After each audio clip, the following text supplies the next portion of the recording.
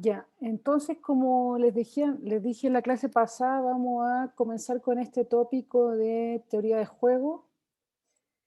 ¿Saben qué? Voy a usar este libro, bueno, les voy a mandar el nombre, pero este es de Osborne y Rubinstein.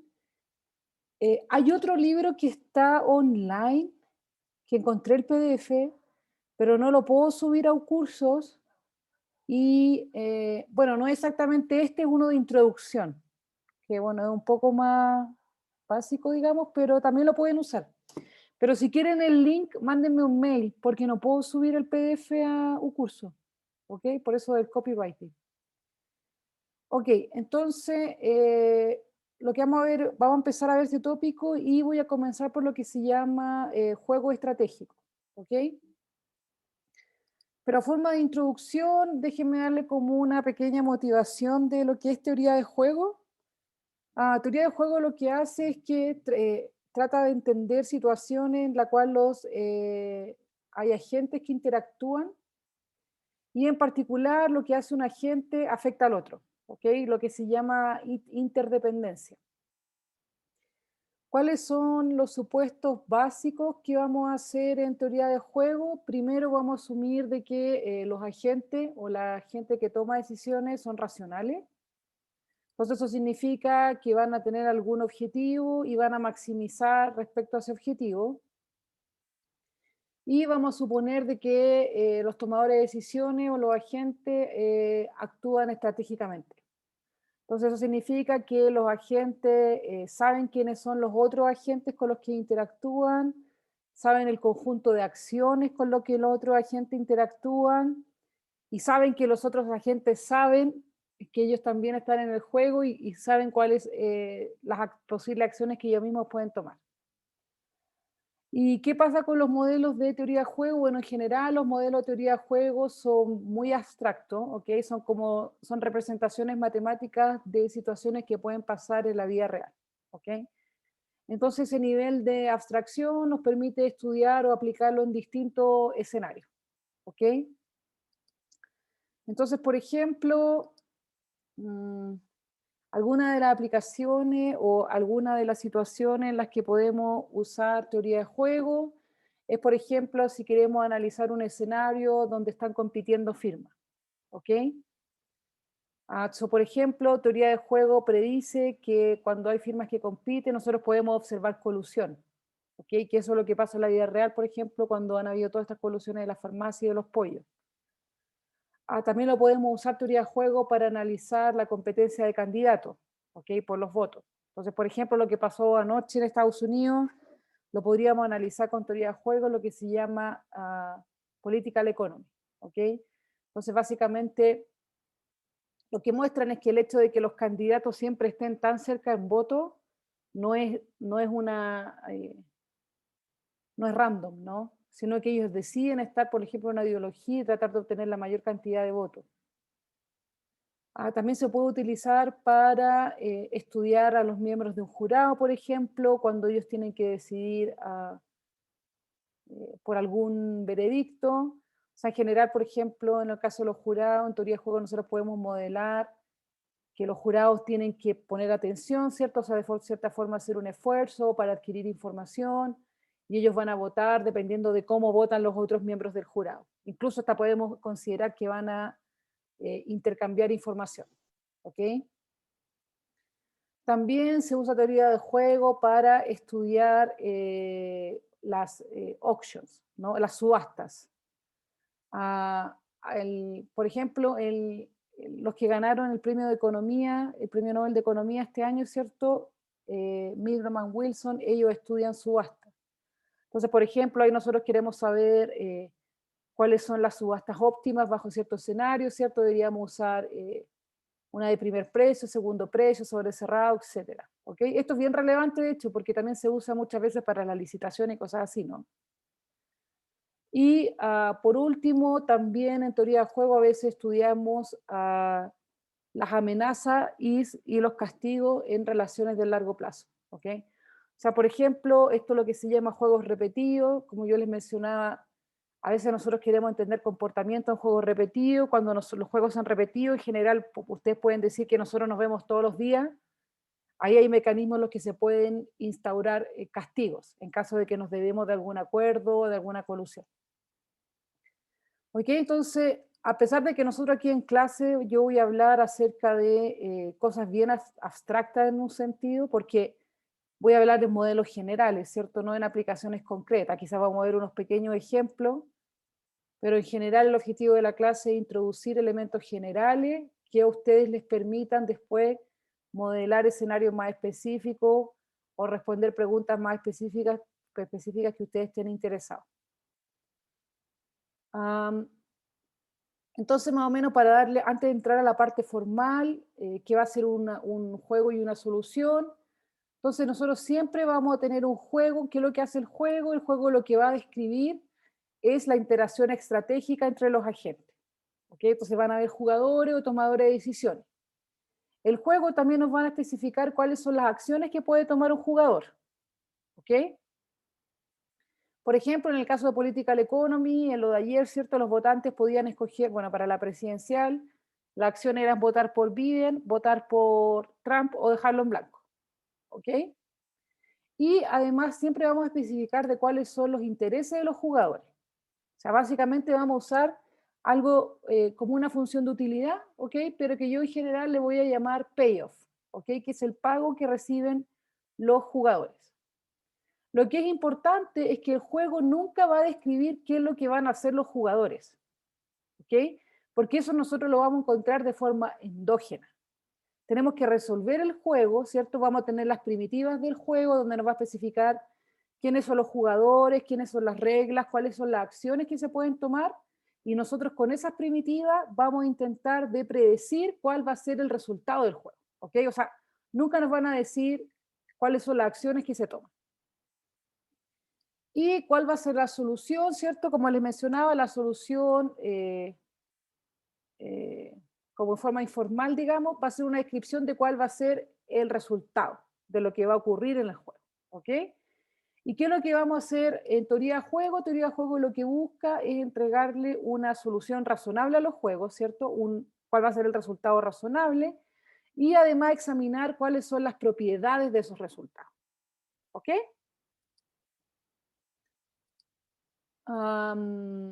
Entonces aquí déjeme darle como una pequeña descripción más o menos lo que vamos a hacer, ¿ok? O sea, en teoría de juego, a grandes rasgos, bueno, yo voy a hablar de dos tipos de, perdón, aquí debería ser, bueno, en realidad sí son tres.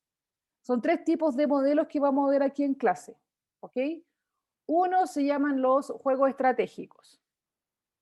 Y además voy a ver extensive games, que eso va a ser con y sin información perfecta. Por eso hablé de tres, ¿ok? Hay otro tipo de juego que yo no lo voy a ver aquí, que son juegos cooperativos, ¿ok? Porque en teoría de juego nosotros podemos encontrar dos tipos de juegos, juegos que son competitivos o cooperativos. Si es competitivo, bueno, como dice el nombre, los jugadores compiten, ¿cierto? Y no tienen un interés común. En los juegos cooperativos, de cierta forma, sí hay un interés común, pero eso yo no los voy a ver, ¿ok? Entonces aquí vamos a ver solamente juegos estratégicos y como les decía, ¿cuál va a ser el juego estratégico? Bueno, en los juegos estratégicos nosotros vamos a considerar modelos en que los jugadores eligen una vez y para siempre y todas las decisiones son simultáneas. Entonces, por ejemplo, si nosotros consideramos este juego de votación de ayer, ¿cierto? Eso hizo una vez. O sea, no va a haber otra oportunidad para votar por Biden y Trump de nuevo. Eso fue un juego que se jugó una vez. ¿Cuáles son los juegos extensivos? En los juegos extensivos nosotros vamos a poder modelar eventos donde los jugadores pueden tomar acciones a través del tiempo. Entonces, puede ser al principio o en cada periodo. ¿Ok? Entonces, por ejemplo, ustedes pueden pensar en las empresas, ¿no? O sea, las empresas compiten, los pollos, las farmacias compiten por establecer precios, ¿cierto? Y muchas veces esos precios los pueden elegir todos los días, ¿cierto? Entonces interactúan varias veces a través del tiempo. ¿Ok? Esa va a ser la diferencia entre los juegos estratégicos y los juegos extensivos. Y como les decía, vamos a considerar escenarios donde la gente que toma decisiones o los jugadores tienen información perfecta o imperfecta. ¿Ok? Entonces, por ejemplo, puede ser de que yo estoy interactuando, o sea, por ejemplo, supongamos de nuevo el ejemplo de las firmas. Ya, tenemos los productores o los productores de pollo, ¿cierto? Los productores de pollo, ellos eligen el precio, digamos, supongamos que es su acción, y qué información incompleta pueden tener ellos, imperfecta, ellos no conocen los costos de los otros competidores. Eso sería un caso, si yo no conozco el costo marginal de mi competidora y tengo información incompleta, ¿ok? Y nosotros de todas formas vamos a permitir de que en presencia de esta información incompleta o imperfecta, los jugadores todavía pueden tomar decisiones, ¿ok? Entonces lo que vamos a hacer es que vamos a comenzar con estos juegos estratégicos, ¿ok? Vamos a ver cosas, eh, bueno, varios conceptos de solución, como lo que les mencionaba antes, y luego nos vamos a mover a lo que son los juegos de forma extensiva, con sin información, subasta, etc. ¿Ok? Um, ok, entonces también, de cierta forma, esto es bien importante que para todos nosotros los jugadores vamos a asumir de que los tomadores de decisiones, agentes, jugadores, tienen un comportamiento racional. ¿Ok? Entonces, en el caso de los consumidores, ¿cierto? Nosotros pedíamos que la gente fuese racional porque maximiza utilidad. De hecho, en el punto de vista de las preferencias, racionalidad implica que las preferencias son completas y transitivas.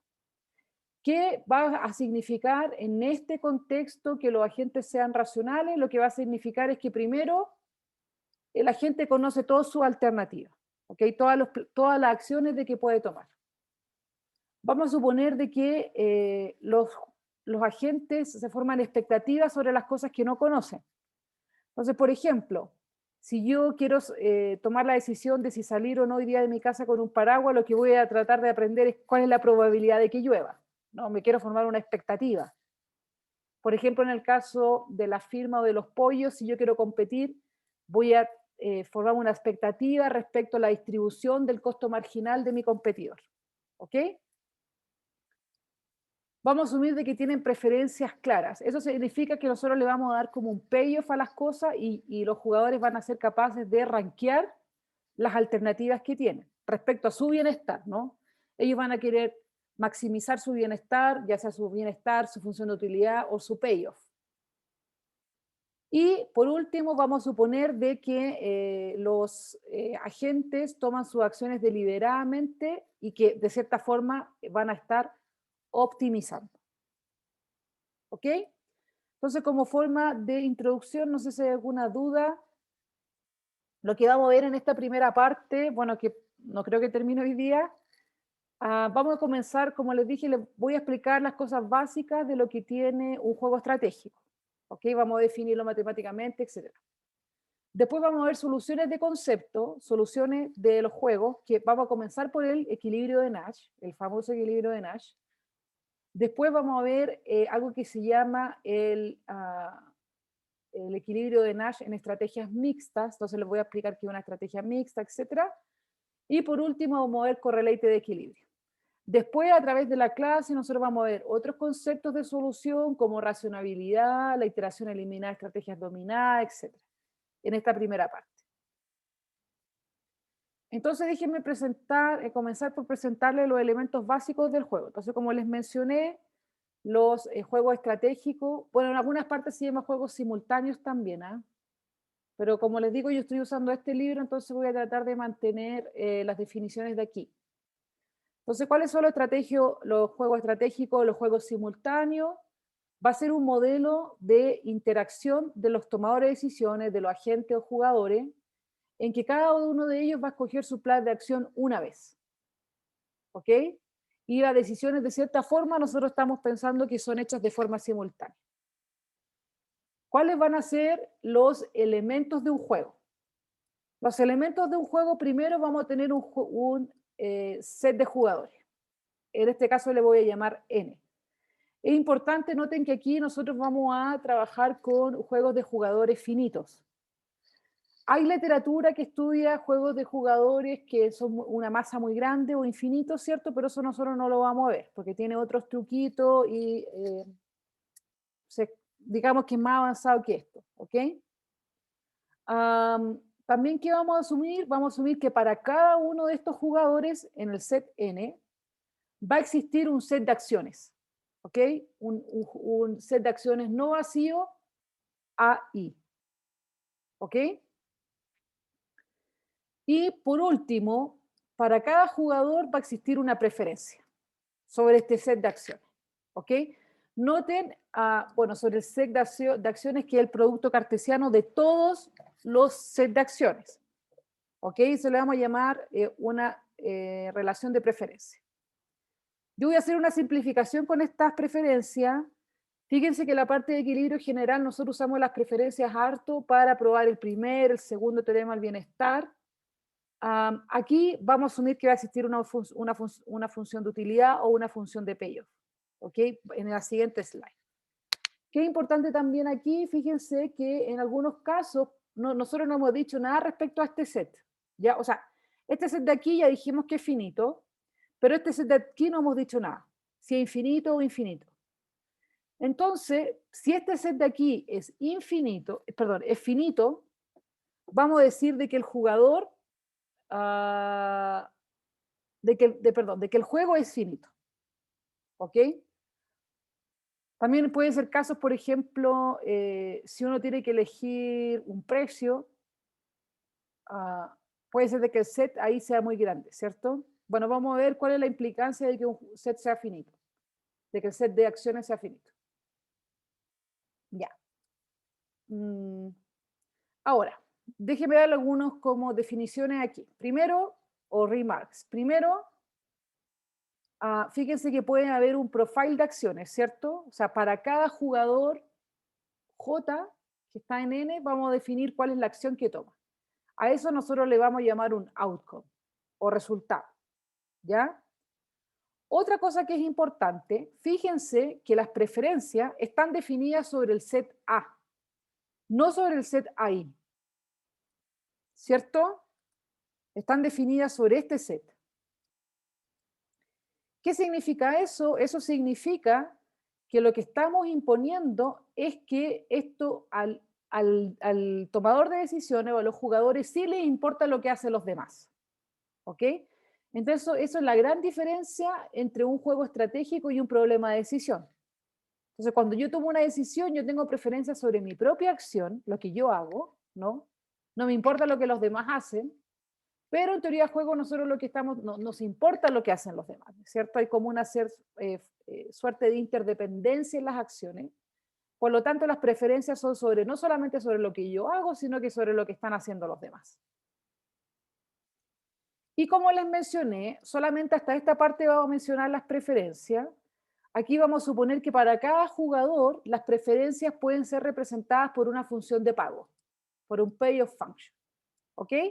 Que va a depender de qué, fíjese de nuevo, de las acciones de todos los jugadores y que va a cumplir que si el payoff que yo recibo del profile de action, ¿cierto? De este outcome, fíjense que este es el outcome, si me da un payoff mayor o igual que el profile action B, entonces yo prefiero A que B. ¿Ok? O sea, básicamente mientras más utilidad, mejor está. ¿Ok? Y por último, lo que yo voy a decir es que cuando yo leo un juego, ¿ok? Y esto es importante porque así yo voy a denotar los juegos, por ejemplo, con información imperfecta o juego extensive games, ¿cierto? Con otra anotación. Entonces, ¿cómo vamos a denotar a los juegos que son strategic games o simultáneos? Entonces, el juego nos va a especificar cuáles son las preferencias del jugador, ¿es cierto? Que están dados por esta función de pago. Entonces, fíjense que este juego lo que está haciendo, perdón, esta tripleta, estoy reemplazando este preferencia. Entonces, ¿qué va a hacer un strategic game para nosotros? Va a especificar los jugadores, va a especificar el set de acción de cada uno de los jugadores y va a especificar los pagos que se reciben para cada uno de esos sets de acción. De todas las posibles acciones que pueden tomar, que pueden haber. Ahora, fíjense que aquí en teoría de juego, una de las representaciones típicas que usamos son estas cajitas, ¿ok? Acá, este es un caso particular para un juego que es finito, ¿ok? Es juego finito, entonces significa que el set de acciones es finito. Vamos a suponer que hay dos jugadores, ¿ok? Y esta es la representación que vamos a usar y les voy a explicar qué significa, ¿ok? Entonces, primero déjenme decirles que acá vamos a tener filas, ¿no? Fila 1, fila 2, columna 1, columna 2. Para nosotros, las filas van a identificar al jugador 1, ¿ok? Entonces, por ejemplo, acá lo que yo estoy diciendo es que el jugador 1 puede tomar la acción T o la acción B. Y el jugador 2 las acciones del jugador 2 van a estar representadas en las columnas. Entonces aquí el jugador 2 puede tomar la acción L o R. ¿Ok? Esto creo que lo escribí aquí, perdón. Entonces fíjense como le decía, jugador 1 aquí, jugador 2 aquí, el set de acciones del jugador 1 va a ser TB, el set de acciones del jugador va a ser, el jugador 2 va a ser L o R. Y estos pares que están aquí van a representar los pagos que reciben. ¿Ok? El primer componente de este par va a representar el pago que recibe el jugador 1. Y el segundo componente va a representar el pago que recibe el jugador 2. Entonces, ¿cómo interpretamos estos pagos aquí? Por ejemplo, vamos a decir que si el outcome es TL, o sea, eso significa que el jugador 1 eligió T, el jugador 2 eligió L, entonces el jugador 1 va a recibir W1 y el jugador 2 va a recibir W2. Ahora, si el outcome es BL, eso significa que el jugador 1 escoge B y el jugador 2 escoge L, entonces el jugador 1 va a recibir I1 y el jugador 2 va a recibir I2. ¿Ok? Por último, por ejemplo, si el outcome es BR, significa que el jugador 1 elige B, el jugador 2 elige R, el jugador 1 va a recibir Z1 y el jugador 2 va a recibir Z2. ¿Ok? Así es como se interpretan estas tablitas de pago, jugador, etc. Diana, ¿Sí? una pregunta. P puede ser igual a L, ¿cierto? Y B puede ser igual a R, puede ser la misma acción. Sí, sí, puede ser la misma acción, exacto. Ya. Eso va a depender del contexto, pero sí, buena pregunta. Sí, puede ser la misma. Ok, entonces ahora déjenme darles unos últimos remarks de este. Entonces, como yo les decía, acá básicamente nosotros vamos a presentar un escenario lo suficientemente rico, ¿cierto? O suficientemente abstracto que nos va a permitir aplicarlo en una serie de escenarios. ¿Ok?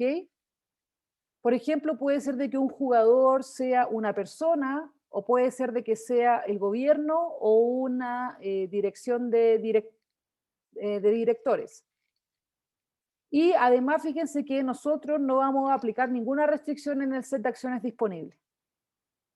¿Ok? Ahora sí, el problema es que como... ok, esto es importante, ¿cierto? La restricción que sí estamos imponiendo es que cada jugador va a tener una preferencia sobre las acciones. ¿Ok? Ahora, fíjense que dependiendo del juego, las preferencias pueden estar sobre las acciones o sobre alguna consecuencia de lo que pasa. O sea, por ejemplo, consideren el ejemplo que les decía yo de las firmas que están compitiendo. ¿Ok? Entonces puede ser de que las firmas van a escoger la cantidad que se produce en la economía y en el mercado, y eso va a afectar el precio, ¿no? O sea, si hay mucho de un bien, el precio tiende a bajar, ¿no? Entonces puede ser de que en ese caso las firmas escojan cuál es la cantidad que produce, pero a ellos les importa el precio. Entonces ahí fíjense que que las acciones que toman son Q, pero las preferencias sobre otra cosa que es la consecuencia de Q. ¿Ok? Entonces, en algunos casos, por ejemplo, nosotros podemos definir esta función de consecuencia C, ¿ok? Entonces, fíjense que perdón, no, este es el set, perdón, el set de consecuencias C y alguna función que va desde la acción hasta las consecuencias. Entonces, como yo les decía, eso puede ser A, pueden ser las cantidades que producen todo, y eso va a repercutir en cuál es el precio del mercado. Eso es como una diferencia, ¿ok? Acá en particular yo siento que esto va, o sea, yo nunca les voy a preguntar cuál es la consecuencia, cuál es la acción, pero es para que entiendan de que a veces van a haber situaciones donde las preferencias no van a estar per se sobre las acciones, sino que sobre posibles consecuencias. ¿Ok? Pero Diana, ¿Sí? las acciones, o sea, las decisiones con respecto a qué acción tomar tienen que ver también con la expectativa de pago, ¿no? Claro, o sea, en definitiva, claro, pero lo que estoy diciendo es que los pagos pueden depender de C, no de A. Porque aquí lo que yo estoy asumiendo, por ejemplo, directamente es que a ti te importa A. O sea, tus pagos, como está definida esta función de aquí, tus pagos dependen de las acciones que se toman.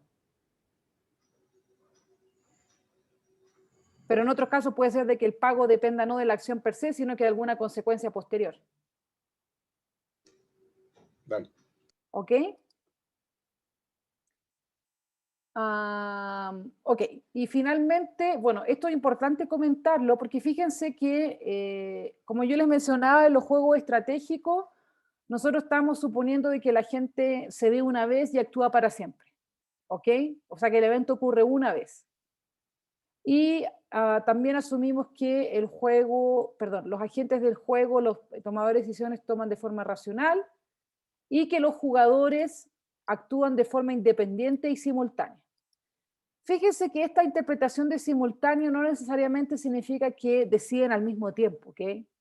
Entonces, por ejemplo, a nosotros algo que puede ser modelado como un juego estratégico también es algo simultáneo, no necesariamente significa que las acciones se toman al mismo tiempo, ¿ok? Sino que puede ser de que un jugador no esté informado respecto a lo que hizo otro. Entonces, puede ser de que yo decida algo hoy día en la mañana, ¿cierto? Y alguien va a decidir en la tarde y le puede afectar lo que yo decidí, pero básicamente él no sabe lo que yo decidí. Entonces eso también nosotros lo interpretamos como un juego simultáneo. O sea, la idea principal es que mi decisión nos afecta por lo que hizo el otro. Que esa va a ser la gran diferencia con los juegos de extensión. ¿Ok?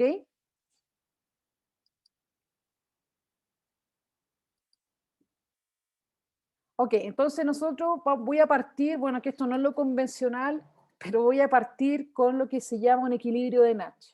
¿Ok? Vamos a tratar de entender, pues como yo les decía, el equilibrio de Nash es un concepto de solución. ¿Ok? Si yo tengo un juego, lo que hace el equilibrio de Nash es predecir cuál va a ser el resultado de ese juego. ¿Ok? Bueno, sí, este es el concepto de teoría de juego que es el más común que se usa. ¿Ok? ¿Y cuál va a ser la definición? Entonces vamos a decir de que, entonces consideren un juego estratégico, ¿cierto? O sea, donde lo de los jugadores, los sets de acciones de cada jugador y los payoffs para cada uno de los jugadores, ¿ok? Vamos a decir de que algún outcome, fíjense que este A estrella es un vector, ¿no? Le está diciendo qué acción está tomando cada jugador. Vamos a tener un profile, action profile o un outcome, va a ser un equilibrio de Nash si se satisface la siguiente igualdad. ¿Qué nos está diciendo esto? Fíjense que esto de aquí es la utilidad del jugador. Fijen un jugador I, ¿ok? Fijemos un jugador I. Entonces el jugador I, si este profile de actions resulta, se juega, entonces él va a recibir este payoff, ¿ok? Que va a depender de lo que él hace y de lo que hacen los demás.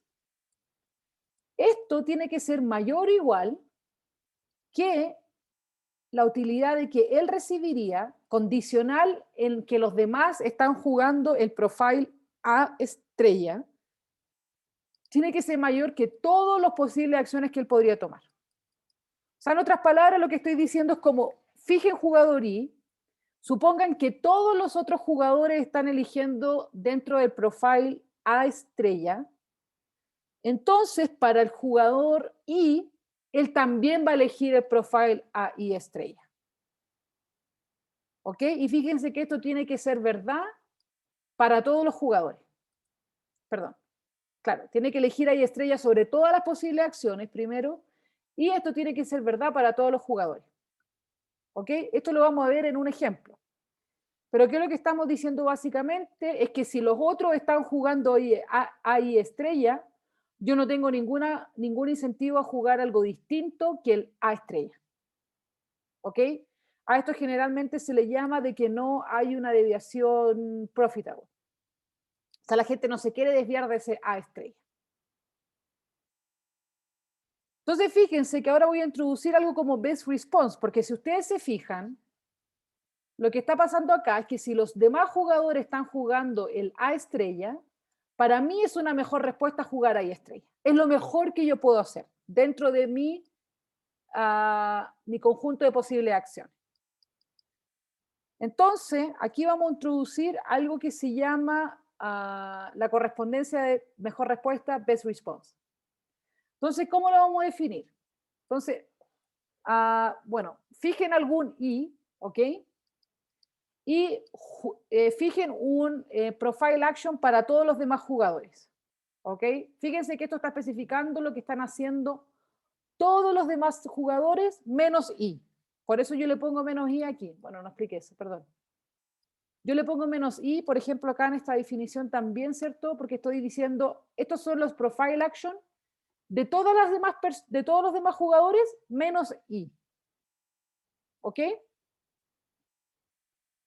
Perdón, esto, bueno, acá hay un typo, esto debería ser I. Disculpe. Porque es el set de acciones para el jugador I. Ya, entonces, ¿qué va a ser un best response? De nuevo, fijemos algún action profile para todos los jugadores menos I. Entonces vamos a definir esta correspondencia BI de la siguiente forma. Fíjense que esto, de nuevo, estamos fijando el action profile de todos los demás jugadores. Esta correspondencia nos va a dar todas las acciones que pertenecen al set de acciones posibles del jugador I, tal que el jugador I prefiere jugar a I cuando todos los demás jugadores están jugando menos I. Y fíjense que ellos escogen ahí sobre todo el posible conjunto de acciones en el set. ¿Ok? Por eso se llama mejor respuesta. Porque lo que yo estoy diciendo es como, supongamos que todos los otros jugadores juegan de esta forma, A menos I. ¿Cuál es la forma que yo prefiero? La mejor respuesta que yo puedo dar a ese profile de acción. Fíjense que esto no necesariamente es un singleton, ¿cierto? Esto puede tener muchas respuestas ahí.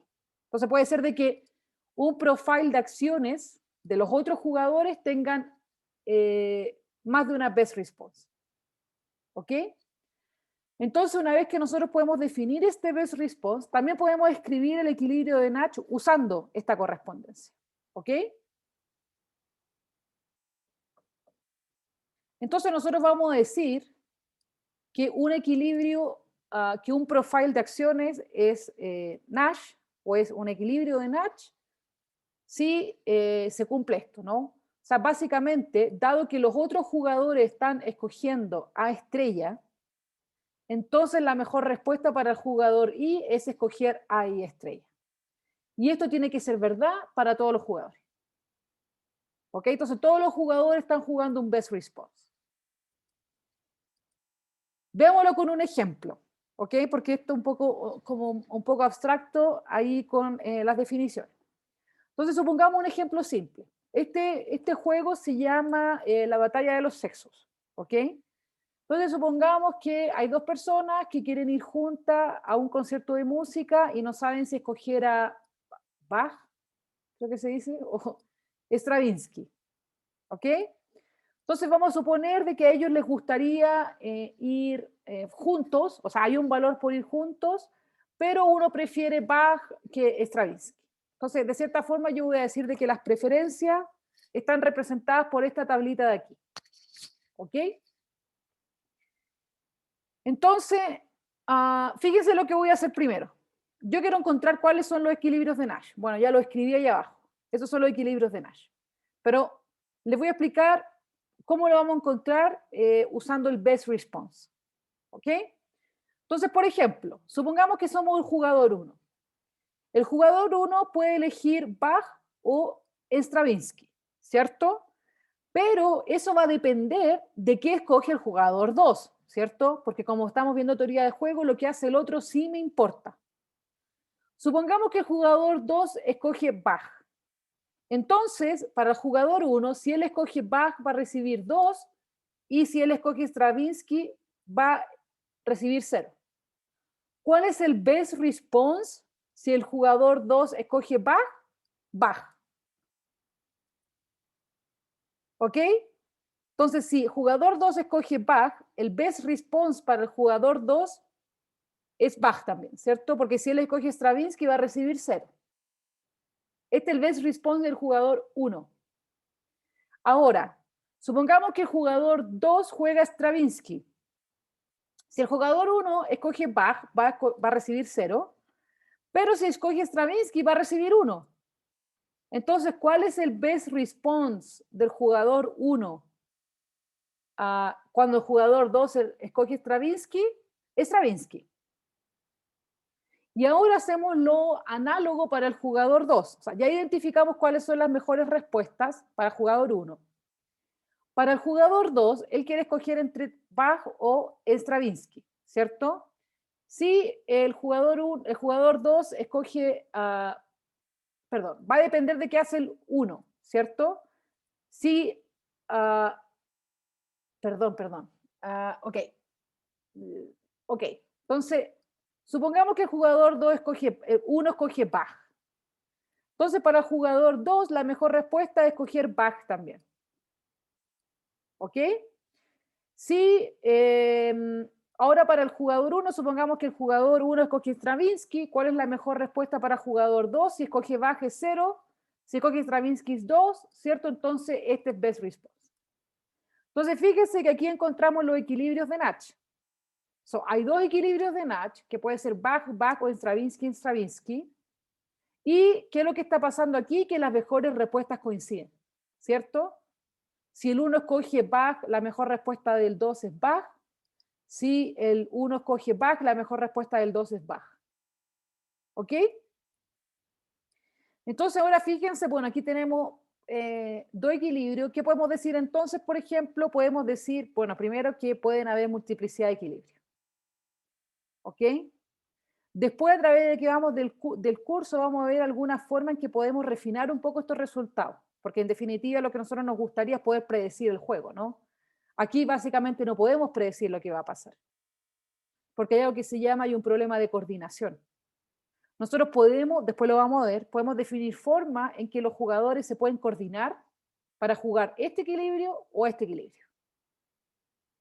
¿Ok? Pero lo que es importante aquí es cuál es el equilibrio. Ahora consideremos otro juego. Voy a hacer un par de ejemplos, ¿cierto? Para que nos quede más o menos claro lo del equilibrio de Nash. ¿Ok? Supongamos ahora que este es un juego de coordinación. Estos son los pagos, ¿cierto? Y ¿cuál es la diferencia con el otro juego? Fíjense que aquí hay un problema en que hay uno que está mejor que el otro. Fíjense que aquí hay un pago que todos prefieren. O sea, los dos jugadores preferirían estar en Mozart-Mozart. Vamos a ver si eso coincide con el equilibrio de Nash. Entonces, para el jugador 1, ¿cierto? Perdón, si el jugador 2 juega Mozart, la mejor respuesta para el 1 es jugar Mozart. Si el jugador 2 juega Mahler, la mejor respuesta es jugar Mahler. Ahora para el jugador 2, si el jugador 1 escoge Mozart, la mejor respuesta es Mozart. Y si el jugador 2 juega Mahler, la mejor respuesta del jugador 1 juega Mahler, la mejor respuesta del jugador 2 es Mahler también. Entonces fíjense que aquí también tenemos dos equilibrios de Nash. ¿Ok? ¿Cuál es la diferencia con el otro equilibrio? Es que los dos prefieren jugar Mozart. Pero de nuevo, fíjense que nosotros no podemos predecir, usando el equilibrio de Nash, que ellos van a jugar efectivamente Mozart, porque hay dos equilibrios de Nash.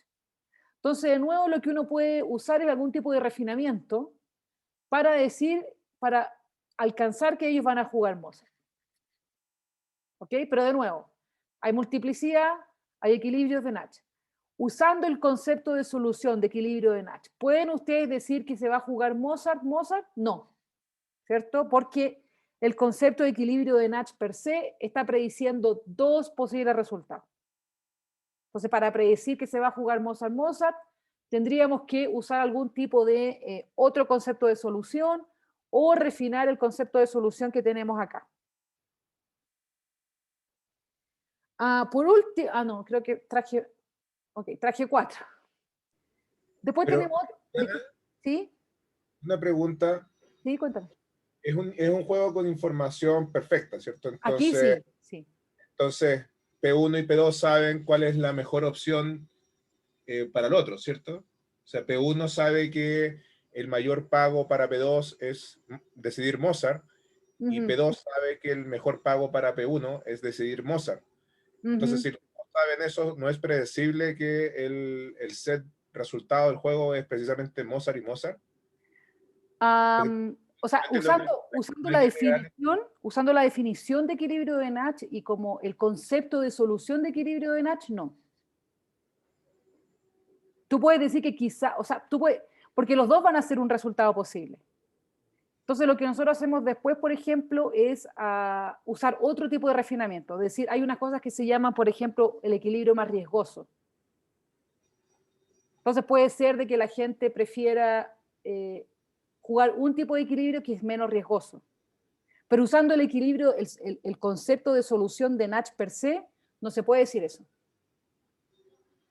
O sea, entiendo tu razonamiento porque uno debería decir como, ok, los dos están mejor, ellos deberían jugar ese, pero si te fijas, le estamos pidiendo más que un best response.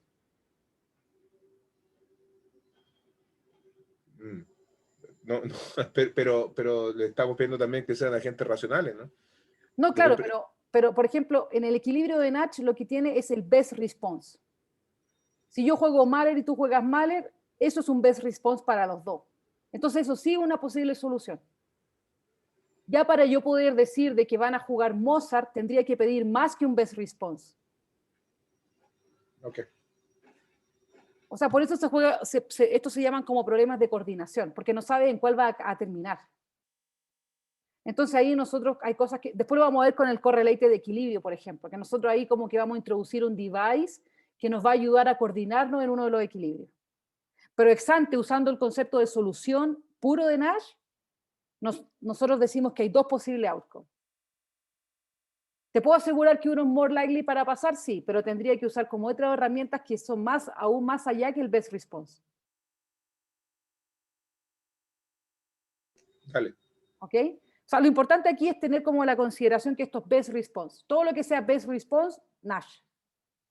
¿Puede que sea irrazonable? Sí, puede ser. Entonces, después vamos a ver refinamiento que nos van a ayudar a encontrar como lo que tú dices, soluciones que hacen más sentido, ¿no? O sea, que va a pasar Mozart, Mozart. Pero ahí vamos a introducir como otros conceptos. Ok, entonces aquí veamos otro, este es súper famoso también, que es el dilema del prisionero. ¿Ok? Entonces, en el dilema del prisionero, nosotros tenemos, bueno, la típica historia es que van a haber dos, ¿cómo se llama? Bueno, dos personas que creen que cometieron un crimen en celdas separadas, ¿ok? Entonces, si los dos confiesan, van a ser sentenciados por 3 años. Si uno de ellos confiesan, el que él confiesa va a ser testigo del otro y el otro le va a tocar un castigo peor. Y por último, si ninguno de los desconfiesa, los dos van a ir a la cárcel solamente 1 año. ¿Ok? Entonces, fíjense que este caso de aquí es interesante, ¿no? Porque primero que todo, noten que lo mejor que puede pasar es que ninguno confiesa. ¿Ok? Eso es lo mejor que puede pasar. Pero nosotros vamos a usar el concepto de equilibrio de Nash para ver cuál es el resultado que nosotros vamos a predecir. Entonces, fíjense que si nosotros vemos por el best response, ¿cierto? Supongamos que el jugador 2 juega no confesar. Si el jugador 2 no confiesa, entonces el jugador 1 best response es confesar. Si el jugador 2 confiesa, entonces mi best response también es no confesar. ¿Por qué? Porque si no el otro me va a echar toda la culpa a mí. Ahora, para el jugador 2, si el jugador 1 no confiesa, para mí mi mejor respuesta es confesar. Y para si el jugador 2 confiesa, mi mejor respuesta es confesar. Fíjense que aquí el equilibrio de Nash es confesar. Aunque es Pareto óptimo no confesar. Los dos están mucho mejor si ninguno de los confiesa. Y fíjense que aún, acá hay algo que es mucho más fuerte. A los jugadores les conviene confesar, no importa lo que haga el otro. Entonces lo que está pasando aquí, por ejemplo, es que si el otro no confiesa, bueno, yo confieso, me voy libre y le echo la culpa. Y si el otro no confiesa, si el otro confiesa, me va a echar toda la culpa a mí, por lo tanto, me conviene confesar. Entonces fíjense que en este caso confesar es mejor respuesta independiente de lo que haga el otro. Nosotros después vamos a ponerle nombre a esto. Esto se llama una estrategia estrictamente dominante. No importa lo que haga el otro, yo voy a confesar. Y lo mismo para el otro jugador. Por lo tanto, vamos a llegar a un equilibrio de Nash, que es confesar, confesar. Después nosotros, fíjense que este tipo de dilema del prisionero se usa mucho para estudiar firmas, comportamiento de firma. Entonces uno podría decir, por ejemplo, que las firmas pueden elegir entre escoger un precio alto o un precio bajo. Generalmente a las firmas les conviene escoger un precio bajo para llevarse una mayor cantidad del mercado. Incluso lo pueden ver como cooperar o no cooperar en un acto colusivo. Nosotros vamos a ver que, fíjense que, aunque si el juego se juega una vez, vamos a ver de que las firmas nunca tienen incentivo a coludirse. Pero después vamos a ver que si este juego es repetido, nosotros vamos a ser capaces de alcanzar este pago de cooperación, básicamente. ¿Ok? Pero aquí lo que me importa de este ejemplo son dos cosas. Primero, que se den cuenta que confesar es lo que a mí me conviene, no importa lo que haga el otro. Y a eso le vamos a llamar formalmente después estrategia dominante, y que el equilibrio de Nash es este pago, que si se fijan, está Pareto dominado por este. O sea, muy difícil alcanzar esto. ¿Ok? Y ahora, fíjense que en todos estos ejemplos que yo he mostrado, hay un equilibrio de Nash. ¿Ok? Entonces quizá uno se puede preguntar acerca de la existencia. ¿Existe siempre un equilibrio de Nash? Y aquí tenemos un ejemplo donde no. ¿Ok?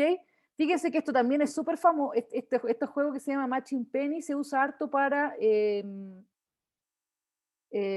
como mercados, a veces se usan como para los auctions, ¿no? Porque cuando está en el mercado de las acciones, ¿cierto? Para que alguien gane, alguien tiene que perder, ¿no? Entonces, es una situación donde para que alguna persona gane, una persona tiene que perder, como un juego de fútbol, ¿no? Para que gane un equipo tiene que perder el otro.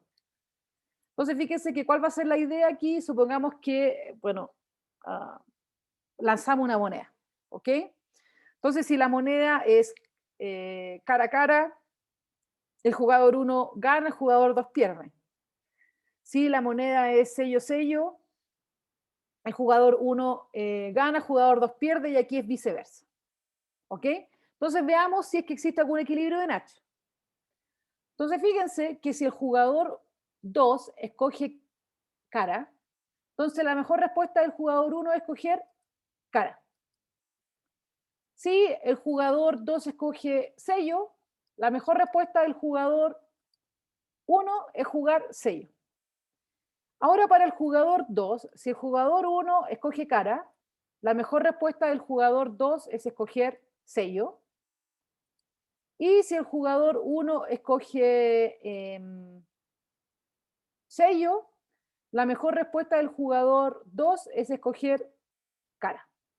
Se fijan que aquí las mejores respuestas no coinciden, a diferencia de aquí, ¿cierto? Best response, mejor respuesta, mejor respuesta. Entonces aquí, si se fijan, los best response no existen. O sea, donde coincidan, perdón. Que después le vamos a llamar a eso un punto fijo. pero los best response no coinciden, por lo tanto no hay un equilibrio de Nash. ¿Ok? Fíjense que aquí, bueno, me estoy adelantando un poco, pero nosotros vamos a distinguir tipo de estrategia. Después yo voy a definir las estrategias de otra forma, ¿ok? Siguiendo más una distribución. O sea, le voy a permitir, fíjense que aquí yo no le estoy permitiendo a la gente que randomice. Estamos diciendo, mira, el jugador 1 va a escoger cara o va a escoger sello. No, no estoy dejando que randomicen diciendo, mira, voy a con probabilidad un medio voy a escoger esto, con probabilidad un medio escoger esto. Entonces, fíjense que esa solo sutileza no nos va a dar no existencia. ¿Ok? Después vamos a ver, yo les voy a mostrar con un ejemplo, que sí puede existir un equilibrio de Nash si yo permito que los agentes randomicen sobre sus acciones. ¿Ok? Me estoy adelantando un poco, pero eso es lo que se llama arriba en el slide Mixed Strategies.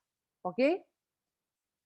Ahora, a nosotros nos interesa también saber qué pasa con este tipo de casos particulares, donde los agentes no pueden randomizar, donde toman decisiones con probabilidad 1. ¿Ok? Entonces nosotros sí podemos asegurar existencia. ¿Bajo qué condiciones podemos asegurar existencia? Entonces vamos a decir que un juego simultáneo, fíjense, donde las acciones son, se van a jugar con probabilidad 1, básicamente, va a tener un equilibrio de Nash si se satisfacen las siguientes condiciones. Primero, o sea, el set de acciones de cada jugador va a ser non-empty, compacto y convexo, y un subset de Euclidean space. Y la función de payoff va a ser, esta función de payoff que definimos va a ser continua y cuasi cóncava on AI. ¿Ok? Entonces, básicamente, lo que vamos a hacer, lo que hace esta proposición, que si se cumplen estas condiciones, nosotros vamos a poder usar un teorema del punto fijo, como vimos en el caso de equilibrio general, el de Kakutani. Entonces va a existir un punto fijo, por lo tanto existe un equilibrio en H. Ahora, ¿qué es importante distinguir, cierto? Que yo ya les resalté mientras estábamos viendo los ejemplos, es que si se satisfacen estas condiciones va a haber por lo menos un equilibrio de Nash y puede haber multiplicidad. ¿Ok? Esto en general es un problema en investigación. ¿Eh? O sea, tener multiplicidad, por ejemplo, no sé, yo por ejemplo estoy escribiendo un paper, ¿ok? Y tengo multiplicidad de equilibrio, ¿ok? Es una cosa que muchas veces los problemas no se puede bypassear. O sea, por ejemplo, yo no puedo tendría que hacer restricciones muy fuertes para asegurar de que el equilibrio es único, lo que me parece que pierdo generalidad, ¿no? Entonces puede ser de que yo prefiera tener multiplicidad de equilibrio y a veces yo tengo que probar propiedades que se satisfacen para todos los equilibrios. ¿Ok? Es un poquito, lo malo es que yo no puedo predecir en qué equilibrio particular voy a estar, ¿no? Pero sí, por ejemplo, te puedo decir que todos los equilibrios van a satisfacer ciertas propiedades, lo que a veces sí es relevante, ¿ok? O sea, cuando ustedes, si alguno de ustedes está interesado en seguir alguna línea de investigación en teoría de juego, muchas veces van a tener esos problemas. O sea, primero van a tener que probar que existe existencia, ¿cierto? Porque estos problemas si ustedes hacen cosas más complejas, tienen que probar que existe un equilibrio de NH ahí y después probar propiedades o tratar de hablar acerca de todo el conjunto de equilibrios que ustedes van a encontrar. ¿Ok? Y lo que es importante, fíjense que a pesar de que tenemos este resultado, ¿cierto? Aquí, en este caso, no hay existencia. ¿Por qué no hay existencia? Porque este set de acciones A no es convexo. ¿Cierto? Entonces no se satisface esta condición, por lo tanto, tenemos este caso particular donde no existe un equilibrio de Nash.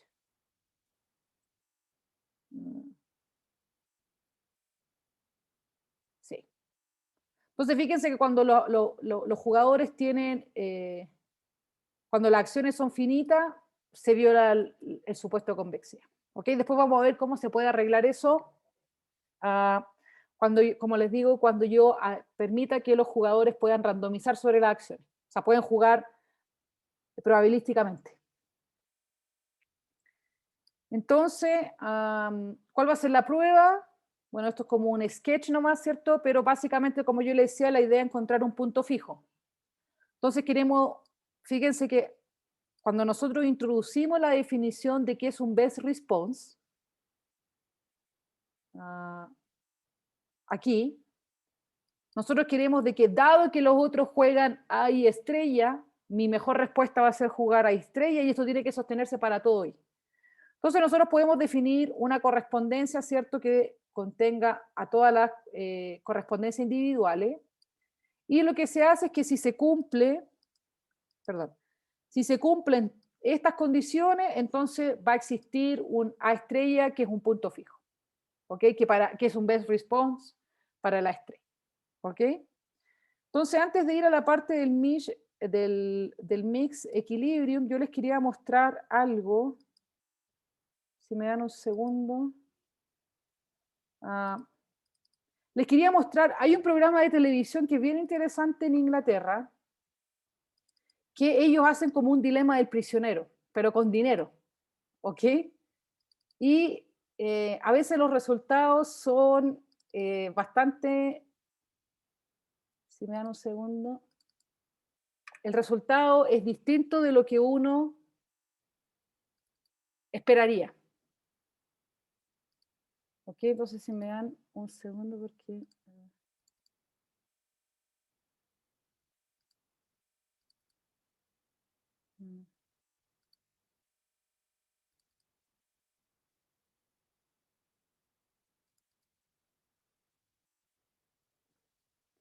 Es que tengo que buscar...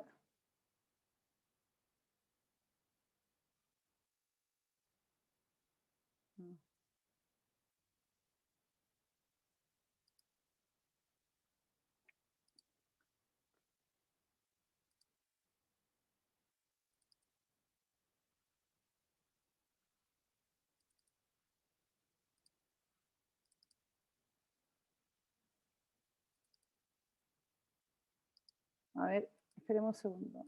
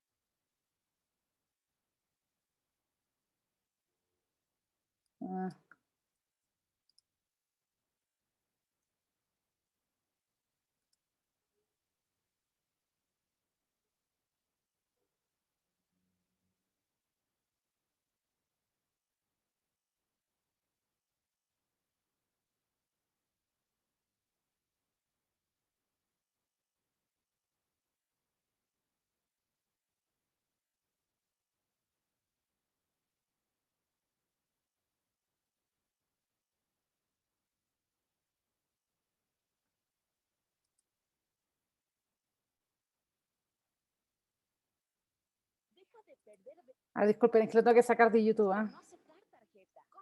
Si me dan un segundo. Tienes que dejar de compartir la pantalla y compartir de nuevo el video. Ok. No, no lo puedo usar aquí. Bueno, voy a ver si lo encuentro en la próxima clase para mostrárselo porque es bien interesante. Pero de todas formas. Ok, entonces les voy a mostrar el tópico del el video después. Ya, de todas formas, entonces hablamos de la existencia, y ahora, como les decía, entonces vamos a introducir algo distinto que se llama el equilibrio de Nash en estrategias mixtas, ¿ok? Entonces, lo que vamos a hacer aquí es que vamos a permitir de que los jugadores puedan randomizar, ¿ok? ¿Qué significa eso?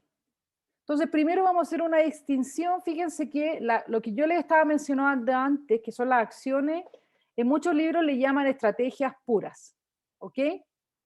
Vamos a hacerlo formalmente. Entonces, como les decía, la noción del equilibrio de Nash está designado para modelar casos donde los participantes no deciden de forma determinística, sino que nosotros dejamos que randomicen o escojan la probabilidad con la que pueden jugar una estrategia. Entonces, por ejemplo, consideremos un juego extensivo, ¿ok? Entonces recuerden que nosotros dijimos que el juego va a estar compuesto por una tripleta que especifica los jugadores, los sets de acción para cada uno de los jugadores y las funciones de utilidad. Y vamos a suponer de que vamos a definir una distribución sobre este set de acciones para cada jugador I. Entonces, ¿qué es lo que vamos a decir? Vamos a decir que un miembro que pertenece al set AI, o sea, una acción AI, se le llama estrategias puras. ¿Ok? Fíjense que de nuevo, en este libro donde yo uso no hacen esa distinción, pero si ustedes estudian de otros libros, generalmente se hace. ¿Ok? También vamos a decir que un miembro que pertenece, fíjense, pertenece a la distribución sobre el set de acciones, a eso nosotros le vamos a llamar una estrategia mixta. Y lo que vamos a asumir es que los agentes, la estrategia mixta de los jugadores son randomizaciones independientes. O sea, básicamente lo que estamos diciendo es que cada jugador va a escoger la probabilidad con la que juega alguna acción. O sea, estamos eliminando, por ejemplo, el caso de que el jugador 1 se pongan de acuerdo y jueguen con la misma función como con una distribución join, ¿no? Sino que vamos a tener distribuciones independientes. Entonces, ¿qué va a ser una estrategia mixta? Entonces, fíjense que primero tenemos las estrategias mixtas. Una estrategia mixta va a ser un miembro de este set, ¿no? Que son distribuciones sobre el set de acciones. Entonces, nosotros, al igual que en el caso anterior, vamos a tener un profile, perdón, vamos a tener un profile de acciones mixtas, ¿ok? O sea, para cada jugador vamos a, el profile nos va a decir la probabilidad que es con la que se juega cada acción para cada jugador. Y todas las probabilidades jointly, ¿cierto? Pero acuérdense que son independientes, van a definir una distribución de probabilidad sobre el set de acciones A. Entonces recuerden que el set de acciones A es el producto de todas las acciones que hacen todos los jugadores. ¿Qué significa esto? A modo de ejemplo, supongamos que AJ es finito para todos los jugadores, ¿ok? Entonces, si nosotros tomamos esto alfa. No. Entonces, las probabilidades que se va a definir sobre el set de acción A va a ser la pitatoria, ¿no?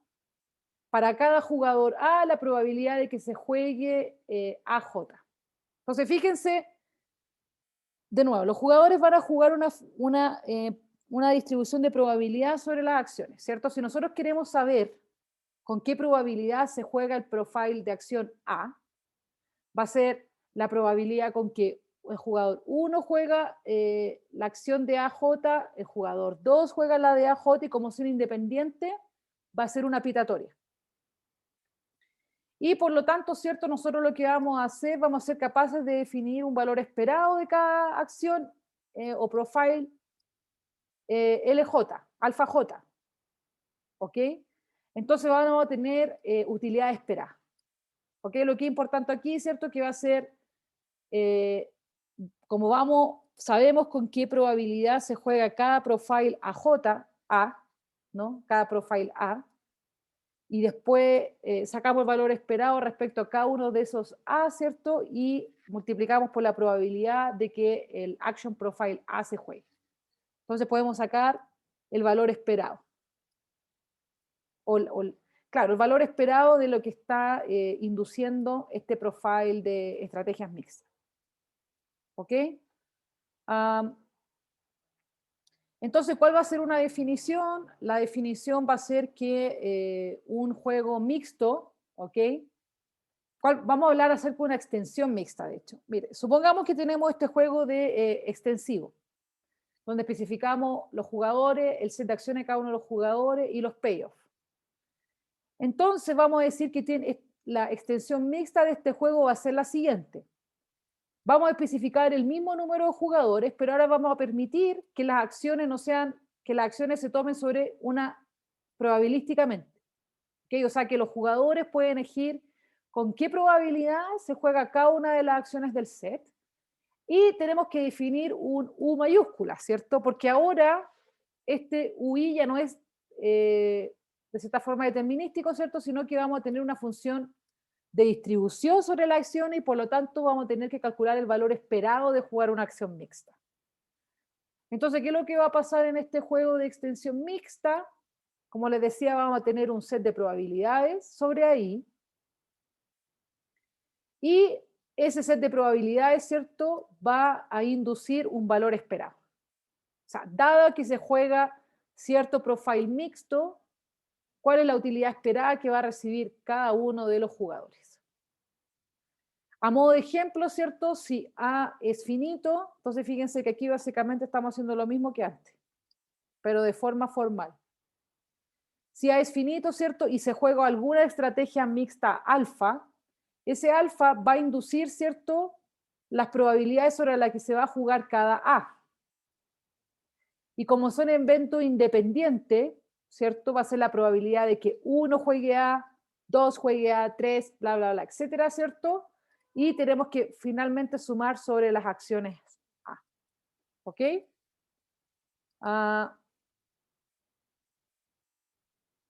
Y por último, bueno, ¿saben qué? Voy a dejar hasta aquí porque después voy a explicar cosas que de la estrategia mixta que es un poquito más complicado. ¿Qué es lo que me importa hasta ahora? Que entiendan un juego de estrategia o juego simultáneo. Tenemos jugadores, tenemos acciones y pagos. ¿Ok?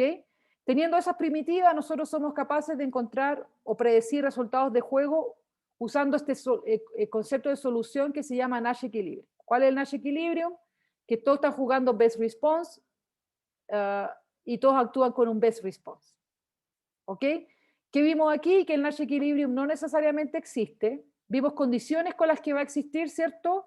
Pero el problema de la convexidad en el set de acciones no se satisface cuando las acciones son finitas. Entonces puede ser de que no exista. Y para poder como solucionar eso de cierta forma, vamos a introducir el Mix Strategy Nash Equilibrium. Aquí voy a pasar más tiempo porque como ustedes ven, como se está randomizando y se está escogiendo una probabilidad, es un poquito más complicado que el otro. ¿Ok? Entonces hoy día voy a quedar hasta acá. Bueno, la próxima semana vamos a seguir con el concepto de equilibrio de Nash. ¿Ok? Y durante esta semana les voy a subir la primera tarea también. ¿Ok? Les voy a mandar un mensaje cuando la suba. No sé si alguien tiene duda o pregunta. ¿No? Ok. Que estén bien entonces. Nos vemos el lunes. Chao, chao. Chao. Chao. Chao, gracias.